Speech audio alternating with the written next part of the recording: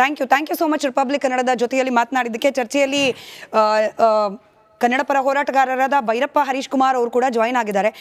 Bhyrappa sir, ನೋಡಿ, ಚರ್ಚೆಯಲ್ಲಿ ಮಾತನಾಡ್ತಾ ಇದ್ವಿ, ಇಲ್ಲಿನ ನೆಲ ಬೇಕು, ಇಲ್ಲಿನ ಅಭಿಮಾನಿಗಳ ಪ್ರೀತಿ ಬೇಕು, ಬಂಡವಾಳಶಾಹಿ ಅಂತ ಹೇಳಿ ಚೇತನ್ ಅವ್ರು ಮಾತನಾಡ್ತಿದ್ರು. ಎಕ್ಸ್ಟಾರ್ಷನ್, ಸುಲಿಗೆ. ಈಗ ಇಲ್ಲಿಂದ ಎಲ್ಲವನ್ನ ಕೂಡ ಪಡ್ಕೊಳ್ತೀರಿ, ಅಭಿಮಾನಿಗಳ ಪ್ರೀತಿ, ವಿಶ್ವಾಸ, ಬೆಂಬಲ ಎಲ್ಲವನ್ನ ಪಡ್ಕೊಳ್ತೀರಿ.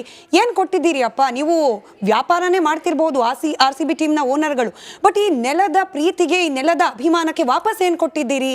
ಈ ಕೇಳ್ತಿರೋದು ಹಿಂದಿ ಪೇಜ್ ಬೇಡ, ನಮಗೆ ಇಷ್ಟ ಇಲ್ಲ, ಇದನ್ನು ಕೂಡ ಮಾಡೋಕೆ ಕಷ್ಟ, ಈ ಪ್ರಶ್ನೆ ಕೇಳಿದ್ರೂ ಕಷ್ಟ, ಇಂತಹ ಮನಸ್ಥಿತಿ ಇಲ್ಲ. ಇವತ್ತು ಈ ಬೆಳವಣಿಗೆ ಆಗಬೇಕಾಗಿತ್ತು, ಮುಂಚೆನೇ ಆಗಬೇಕಾಗಿತ್ತು. ಯಾಕಂದರೆ ಒಂದು ಪ್ರತಿರೋಧದಿಂದ ಎಲ್ಲವೂ ಕೂಡ ಒಂದಷ್ಟು ಸರಿ ಹೋಗ್ಬೋದೇನೋ ಅಂತ ನನಗೆ ಅನಿಸುತ್ತೆ ಮುಂದಿನ ದಿನಗಳಲ್ಲಿ.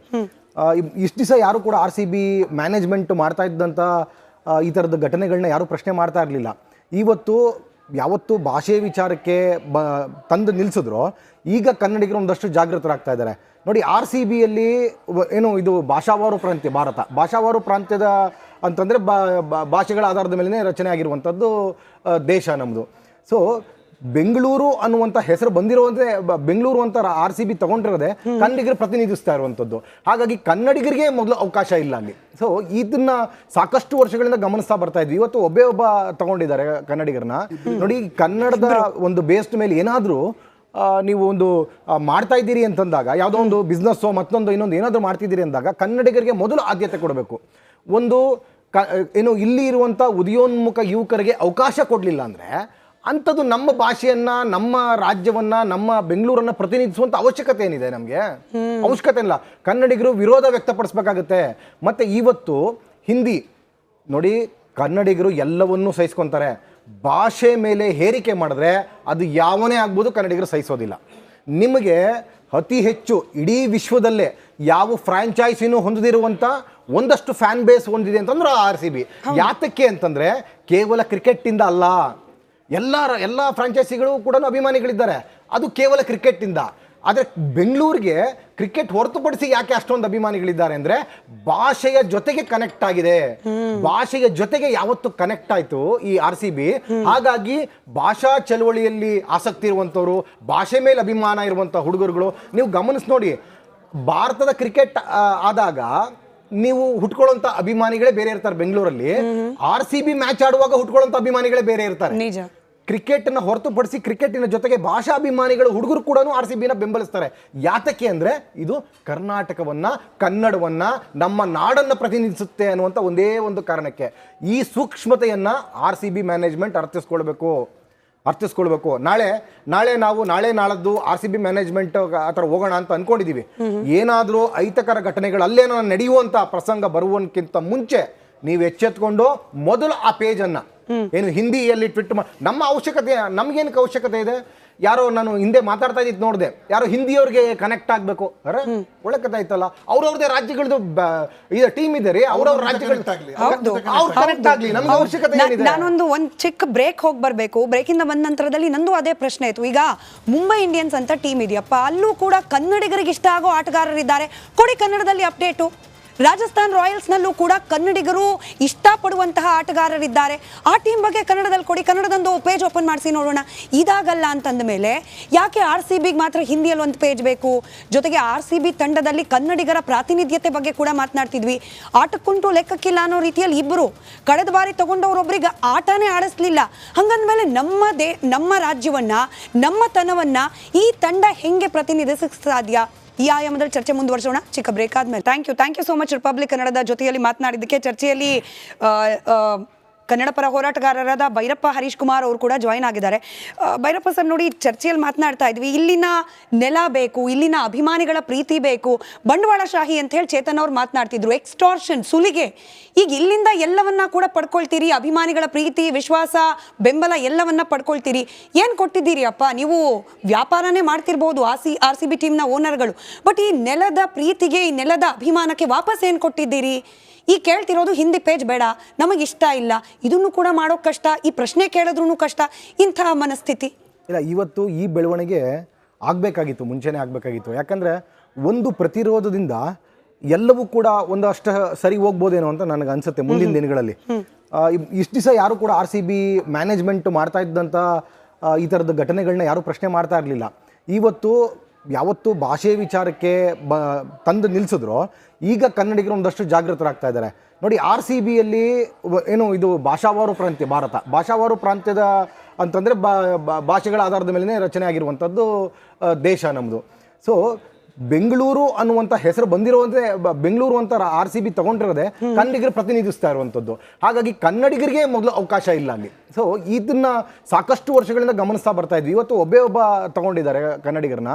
ನೋಡಿ, ಕನ್ನಡದ ಒಂದು ಬೇಸ್ಡ್ ಮೇಲೆ ಏನಾದರೂ ನೀವು ಒಂದು ಮಾಡ್ತಾ ಇದ್ದೀರಿ ಅಂತಂದಾಗ, ಯಾವುದೋ ಒಂದು ಬಿಸ್ನೆಸ್ಸೋ ಮತ್ತೊಂದು ಇನ್ನೊಂದು ಏನಾದರೂ ಮಾಡ್ತಿದ್ದೀರಿ ಅಂದಾಗ ಕನ್ನಡಿಗರಿಗೆ ಮೊದಲು ಆದ್ಯತೆ ಕೊಡಬೇಕು. ಒಂದು ಏನು ಇಲ್ಲಿ ಇರುವಂಥ ಉದಯೋನ್ಮುಖ ಯುವಕರಿಗೆ ಅವಕಾಶ ಕೊಡಲಿಲ್ಲ ಅಂದರೆ ಅಂಥದ್ದು ನಮ್ಮ ಭಾಷೆಯನ್ನ, ನಮ್ಮ ರಾಜ್ಯವನ್ನ, ನಮ್ಮ ಬೆಂಗಳೂರನ್ನ ಪ್ರತಿನಿಧಿಸುವಂಥ ಅವಶ್ಯಕತೆ ಏನಿದೆ? ನಮಗೆ ಅವಶ್ಯಕತೆ ಇಲ್ಲ. ಕನ್ನಡಿಗರು ವಿರೋಧ ವ್ಯಕ್ತಪಡಿಸ್ಬೇಕಾಗತ್ತೆ. ಮತ್ತೆ ಇವತ್ತು ಹಿಂದಿ ನೋಡಿ, ಕನ್ನಡಿಗರು ಎಲ್ಲವನ್ನೂ ಸಹಿಸ್ಕೊತಾರೆ. ಭಾಷೆ ಮೇಲೆ ಹೇರಿಕೆ ಮಾಡಿದ್ರೆ ಅದು ಯಾವನೇ ಆಗ್ಬೋದು, ಕನ್ನಡಿಗರು ಸಹಿಸೋದಿಲ್ಲ. ನಿಮಗೆ ಅತಿ ಹೆಚ್ಚು ಇಡೀ ವಿಶ್ವದಲ್ಲೇ ಯಾವ ಫ್ರಾಂಚೈಸಿನೂ ಹೊಂದಿರುವಂಥ ಒಂದಷ್ಟು ಫ್ಯಾನ್ ಬೇಸ್ ಹೊಂದಿದೆ ಅಂತಂದ್ರೆ RCB. ಯಾತಕ್ಕೆ ಅಂತಂದ್ರೆ ಕೇವಲ ಕ್ರಿಕೆಟ್ಟಿಂದ ಅಲ್ಲ, ಎಲ್ಲ ಫ್ರಾಂಚೈಸಿಗಳು ಕೂಡ ಅಭಿಮಾನಿಗಳಿದ್ದಾರೆ, ಅದು ಕೇವಲ ಕ್ರಿಕೆಟ್ಟಿಂದ. ಆದರೆ ಬೆಂಗಳೂರಿಗೆ ಕ್ರಿಕೆಟ್ ಹೊರತುಪಡಿಸಿ ಯಾಕೆ ಅಷ್ಟೊಂದು ಅಭಿಮಾನಿಗಳಿದ್ದಾರೆ ಅಂದರೆ ಭಾಷೆಯ ಜೊತೆಗೆ ಕನೆಕ್ಟ್ ಆಗಿದೆ. ಭಾಷೆಯ ಜೊತೆಗೆ ಯಾವತ್ತು ಕನೆಕ್ಟ್ ಆಯಿತು ಈ RCB. ಹಾಗಾಗಿ ಭಾಷಾ ಚಳವಳಿಯಲ್ಲಿ ಆಸಕ್ತಿ ಇರುವಂಥವ್ರು, ಭಾಷೆ ಮೇಲೆ ಅಭಿಮಾನ ಇರುವಂಥ ಹುಡುಗರುಗಳು ನೀವು ಗಮನಿಸಿ ನೋಡಿ. ಭಾರತದ ಕ್ರಿಕೆಟ್ ಆದಾಗ ನೀವು ಹುಟ್ಕೊಳ್ಳೋಂಥ ಅಭಿಮಾನಿಗಳೇ ಬೇರೆ ಇರ್ತಾರೆ. ಬೆಂಗಳೂರಲ್ಲಿ RCB ಮ್ಯಾಚ್ ಆಡುವಾಗ ಹುಟ್ಕೊಳ್ಳೋಂಥ ಅಭಿಮಾನಿಗಳೇ ಬೇರೆ ಇರ್ತಾರೆ. ನಿಜ. ಕ್ರಿಕೆಟ್ನ ಹೊರತುಪಡಿಸಿ ಕ್ರಿಕೆಟಿನ ಜೊತೆಗೆ ಭಾಷಾ ಅಭಿಮಾನಿಗಳು ಹುಡುಗರು ಕೂಡ RCBನ ಬೆಂಬಲಿಸ್ತಾರೆ. ಯಾತಕ್ಕೆ ಅಂದರೆ ಇದು ಕರ್ನಾಟಕವನ್ನ, ಕನ್ನಡವನ್ನ, ನಮ್ಮ ನಾಡನ್ನ ಪ್ರತಿನಿಧಿಸುತ್ತೆ ಅನ್ನುವಂಥ ಒಂದೇ ಒಂದು ಕಾರಣಕ್ಕೆ. ಈ ಸೂಕ್ಷ್ಮತೆಯನ್ನ RCB ಮ್ಯಾನೇಜ್ಮೆಂಟ್ ಅರ್ಥಿಸ್ಕೊಳ್ಬೇಕು. ನಾಳೆ ನಾಳದ್ದು RCB ಮ್ಯಾನೇಜ್ಮೆಂಟ್ ಆ ಥರ ಹೋಗೋಣ ಅಂತ ಅನ್ಕೊಂಡಿದೀವಿ.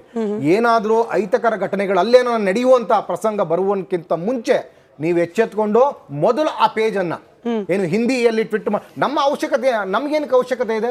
ಯಾರೋ ನಾನು ಹಿಂದೆ ಮಾತಾಡ್ತಾ ಇದ್ದಿದ್ದು ನೋಡಿದೆ, ಯಾರೋ ಹಿಂದಿಯವ್ರಿಗೆ ಕನೆಕ್ಟ್ ಆಗಬೇಕು. ಅರೆ ಒಳ್ಳೆ ಕಥೆ ಆಯ್ತಲ್ಲ. ಅವ್ರವ್ರದೇ ರಾಜ್ಯಗಳದ್ದು ಇದು ಟೀಮ್ ಇದೆ ರೀ, ಅವ್ರವ್ರ ರಾಜ್ಯಗಳು ಕನೆಕ್ಟ್ ಆಗಲಿ, ನಮ್ಗೆ ಅವಶ್ಯಕತೆ ಏನಿದೆ? ನಾನೊಂದು ಚಿಕ್ಕ ಬ್ರೇಕ್ ಹೋಗಿ ಬರಬೇಕು. ಬ್ರೇಕಿಂದ ಬಂದ ನಂತರದಲ್ಲಿ ನಂದು ಅದೇ ಪ್ರಶ್ನೆ ಆಯ್ತು. ಈಗ ಮುಂಬೈ ಇಂಡಿಯನ್ಸ್ ಅಂತ ಟೀಮ್ ಇದೆಯಪ್ಪ, ಅಲ್ಲೂ ಕೂಡ ಕನ್ನಡಿಗರಿಗೆ ಇಷ್ಟ ಆಗೋ ಆಟಗಾರರಿದ್ದಾರೆ.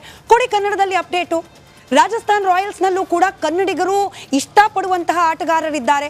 ಆ ಟೀಮ್ ಬಗ್ಗೆ ಕನ್ನಡದಲ್ಲಿ ಕೊಡಿ, ಕನ್ನಡದೊಂದು ಪೇಜ್ ಓಪನ್ ಮಾಡಿಸಿ ನೋಡೋಣ. ಇದಾಗಲ್ಲ ಅಂತಂದ ಮೇಲೆ ಯಾಕೆ RCBಗೆ ಮಾತ್ರ ಹಿಂದಿಯಲ್ಲಿ ಒಂದು ಪೇಜ್ ಬೇಕು? ಜೊತೆಗೆ RCB ತಂಡದಲ್ಲಿ ಕನ್ನಡಿಗರ ಪ್ರಾತಿನಿಧ್ಯತೆ ಬಗ್ಗೆ ಕೂಡ ಮಾತನಾಡ್ತಿದ್ವಿ. ಆಟಕ್ಕುಂಟು ಲೆಕ್ಕಕ್ಕಿಲ್ಲ ಅನ್ನೋ ರೀತಿಯಲ್ಲಿ ಇಬ್ಬರು ಕಳೆದ ಬಾರಿ ತಗೊಂಡವರೊಬ್ಬರಿಗೆ ಆಟನೇ ಆಡಿಸ್ಲಿಲ್ಲ. ಹಂಗಂದ್ಮೇಲೆ ನಮ್ಮ ರಾಜ್ಯವನ್ನ, ನಮ್ಮ ತನವನ್ನ ಈ ತಂಡ ಹೆಂಗೆ ಪ್ರತಿನಿಧಿಸಕ್ಕೆ ಸಾಧ್ಯ? ಈ ಆಯಾಮದಲ್ಲಿ ಚರ್ಚೆ ಮುಂದುವರಿಸೋಣ ಚಿಕ್ಕ ಬ್ರೇಕ್ ಆದ್ಮೇಲೆ. Thank you so much. Republic ಕನ್ನಡದ ಜೊತೆಯಲ್ಲಿ ಮಾತನಾಡಿದ್ದಕ್ಕೆ. ಚರ್ಚೆಯಲ್ಲಿ ಕನ್ನಡ ಪರ ಹೋರಾಟಗಾರರಾದ ಭೈರಪ್ಪ ಹರೀಶ್ ಕುಮಾರ್ ಅವರು ಕೂಡ ಜಾಯಿನ್ ಆಗಿದ್ದಾರೆ. ಭೈರಪ್ಪ ಸರ್, ನೋಡಿ, ಚರ್ಚೆಯಲ್ಲಿ ಮಾತನಾಡ್ತಾ ಇದ್ವಿ, ಇಲ್ಲಿನ ನೆಲ ಬೇಕು, ಇಲ್ಲಿನ ಅಭಿಮಾನಿಗಳ ಪ್ರೀತಿ ಬೇಕು, ಬಂಡವಾಳಶಾಹಿ ಅಂತ ಹೇಳಿ ಚೇತನ್ ಅವ್ರು ಮಾತನಾಡ್ತಿದ್ರು. ಎಕ್ಸ್ಟಾರ್ಷನ್, ಸುಲಿಗೆ. ಈಗ ಇಲ್ಲಿಂದ ಎಲ್ಲವನ್ನ ಕೂಡ ಪಡ್ಕೊಳ್ತೀರಿ, ಅಭಿಮಾನಿಗಳ ಪ್ರೀತಿ, ವಿಶ್ವಾಸ, ಬೆಂಬಲ ಎಲ್ಲವನ್ನ ಪಡ್ಕೊಳ್ತೀರಿ. ಏನು ಕೊಟ್ಟಿದ್ದೀರಿ ಅಪ್ಪ? ನೀವು ವ್ಯಾಪಾರನೇ ಮಾಡ್ತಿರ್ಬೋದು RCB ಟೀಮ್ನ ಓನರ್ಗಳು, ಬಟ್ ಈ ನೆಲದ ಪ್ರೀತಿಗೆ, ಈ ನೆಲದ ಅಭಿಮಾನಕ್ಕೆ ವಾಪಸ್ ಏನು ಕೊಟ್ಟಿದ್ದೀರಿ? ಈ ಕೇಳ್ತಿರೋದು ಹಿಂದಿ ಪೇಜ್ ಬೇಡ, ನಮಗಿಷ್ಟ ಇಲ್ಲ, ಇದನ್ನು ಕೂಡ ಮಾಡೋಕೆ ಕಷ್ಟ, ಈ ಪ್ರಶ್ನೆ ಕೇಳಿದ್ರೂ ಕಷ್ಟ, ಇಂಥ ಮನಸ್ಥಿತಿ ಇಲ್ಲ. ಇವತ್ತು ಈ ಬೆಳವಣಿಗೆ ಆಗಬೇಕಾಗಿತ್ತು, ಮುಂಚೆನೇ ಆಗಬೇಕಾಗಿತ್ತು. ಯಾಕಂದರೆ ಒಂದು ಪ್ರತಿರೋಧದಿಂದ ಎಲ್ಲವೂ ಕೂಡ ಒಂದಷ್ಟು ಸರಿ ಹೋಗ್ಬೋದೇನೋ ಅಂತ ನನಗೆ ಅನ್ಸುತ್ತೆ ಮುಂದಿನ ದಿನಗಳಲ್ಲಿ. ಇಷ್ಟು ದಿವಸ ಯಾರು ಕೂಡ RCB ಮ್ಯಾನೇಜ್ಮೆಂಟ್ ಮಾಡ್ತಾ ಇದ್ದಂಥ ಈ ಥರದ ಘಟನೆಗಳನ್ನ ಯಾರೂ ಪ್ರಶ್ನೆ ಮಾಡ್ತಾ ಇರಲಿಲ್ಲ. ಇವತ್ತು ಯಾವತ್ತು ಭಾಷೆ ವಿಚಾರಕ್ಕೆ ತಂದು ನಿಲ್ಲಿಸಿದ್ರು, ಈಗ ಕನ್ನಡಿಗರು ಒಂದಷ್ಟು ಜಾಗೃತರಾಗ್ತಾ ಇದ್ದಾರೆ.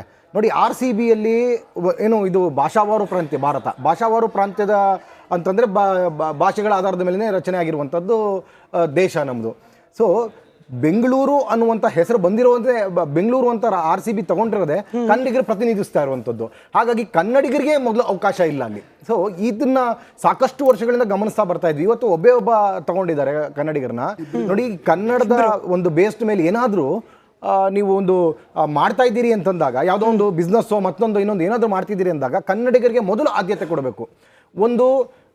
ಏನು ಇಲ್ಲಿ ಇರುವಂಥ ಉದಯೋನ್ಮುಖ ಯುವಕರಿಗೆ ಅವಕಾಶ ಕೊಡಲಿಲ್ಲ ಅಂದರೆ ಅಂಥದ್ದು ನಮ್ಮ ಭಾಷೆಯನ್ನ, ನಮ್ಮ ರಾಜ್ಯವನ್ನ, ನಮ್ಮ ಬೆಂಗಳೂರನ್ನ ಪ್ರತಿನಿಧಿಸುವಂತ ಅವಶ್ಯಕತೆ ಏನಿದೆ ನಮಗೆ? ಅವಶ್ಯಕತೆ ಇಲ್ಲ. ಕನ್ನಡಿಗರು ವಿರೋಧ ವ್ಯಕ್ತಪಡಿಸ್ಬೇಕಾಗತ್ತೆ. ಮತ್ತೆ ಇವತ್ತು ಹಿಂದಿ ನೋಡಿ, ಕನ್ನಡಿಗರು ಎಲ್ಲವನ್ನೂ ಸಹಿಸ್ಕೊಂತಾರೆ. ಭಾಷೆ ಮೇಲೆ ಹೇರಿಕೆ ಮಾಡಿದ್ರೆ ಅದು ಯಾವನೇ ಆಗ್ಬೋದು, ಕನ್ನಡಿಗರು ಸಹಿಸೋದಿಲ್ಲ. ನಿಮಗೆ ಅತಿ ಹೆಚ್ಚು ಇಡೀ ವಿಶ್ವದಲ್ಲೇ ಯಾವ ಫ್ರಾಂಚೈಸಿನೂ ಹೊಂದದಿರುವಂಥ ಒಂದಷ್ಟು ಫ್ಯಾನ್ ಬೇಸ್ ಹೊಂದಿದೆ ಅಂತಂದ್ರೆ RCB. ಯಾತಕ್ಕೆ ಅಂತಂದರೆ ಕೇವಲ ಕ್ರಿಕೆಟ್ಟಿಂದ ಅಲ್ಲ, ಎಲ್ಲ ಫ್ರಾಂಚೈಸಿಗಳು ಕೂಡ ಅಭಿಮಾನಿಗಳಿದ್ದಾರೆ, ಅದು ಕೇವಲ ಕ್ರಿಕೆಟ್ಟಿಂದ. ಆದರೆ ಬೆಂಗಳೂರಿಗೆ ಕ್ರಿಕೆಟ್ ಹೊರತುಪಡಿಸಿ ಯಾಕೆ ಅಷ್ಟೊಂದು ಅಭಿಮಾನಿಗಳಿದ್ದಾರೆ ಅಂದರೆ ಭಾಷೆಯ ಜೊತೆಗೆ ಕನೆಕ್ಟ್ ಆಗಿದೆ. ಭಾಷೆಯ ಜೊತೆಗೆ ಯಾವತ್ತು ಕನೆಕ್ಟ್ ಆಯಿತು ಈ RCB. ಹಾಗಾಗಿ ಭಾಷಾ ಚಳವಳಿಯಲ್ಲಿ ಆಸಕ್ತಿ ಇರುವಂಥವ್ರು, ಭಾಷೆ ಮೇಲೆ ಅಭಿಮಾನ ಇರುವಂಥ ಹುಡುಗರುಗಳು ನೀವು ಗಮನಿಸಿ ನೋಡಿ. ಭಾರತದ ಕ್ರಿಕೆಟ್ ಆದಾಗ